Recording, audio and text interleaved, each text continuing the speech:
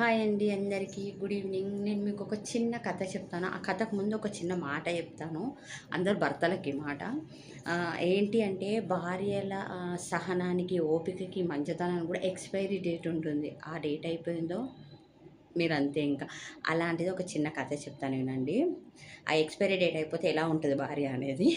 అయితే ఒక ఊర్లో ఇద్దరు భార్యాభర్తలు చాలా అన్యోన్యంగా ఉంటారనమాట. చాలా మంచి జంట.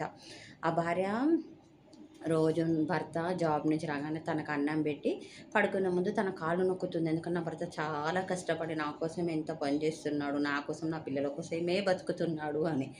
ఓకే. అంతా బావుంది. అయితే భర్త మనసులో ఒక మాట అనుకుంటాడు పడుకునే ముందు. నిజంగా నా భార్య ఎంత మంచిది, ఎంత గొప్ప పతివ్రత, అసలు ఎంత సహనము, ఎంత ఓపిక, దేవత అని అనుకుంటూ నిద్రలోకి జారుకుంటాడు. నెక్స్ట్ రోజు తెల్లవారుతుంది. రోజు తెల్లవారగానే కళ్ళు తెరవగానే తన భార్య కనిపిస్తుంది ఆ భర్తకి.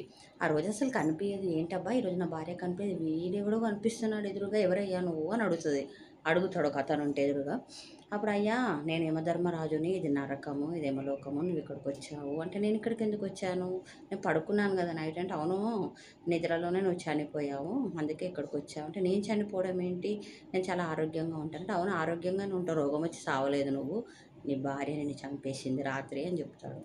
అస్సలు నమ్మను నా భార్య నన్ను చంపిందని. నా భార్య గొప్ప పతివ్రత. నా భార్య భర్తను చంపదు అంటే, అవునయ్యా పతివ్రతే. నువ్వు ఆరోగ్యంగానే ఉంటావు. ఆమె పతివ్రతే ఎందుకు చెప్పిందో నేను చెప్తాను విను అని. రాత్రి నువ్వు ఫోన్ చూసుకుంటూ నిద్రపోయావు. ఫోన్‌కి లాక్ పెట్టడం మర్చిపోయావు. అందులో నువ్వు చేసిన చాట్, నువ్వు పంపించిన రీల్స్ డిలీట్ చేయడం మర్చిపోయావు. అందుకే నువ్వు చచ్చావు.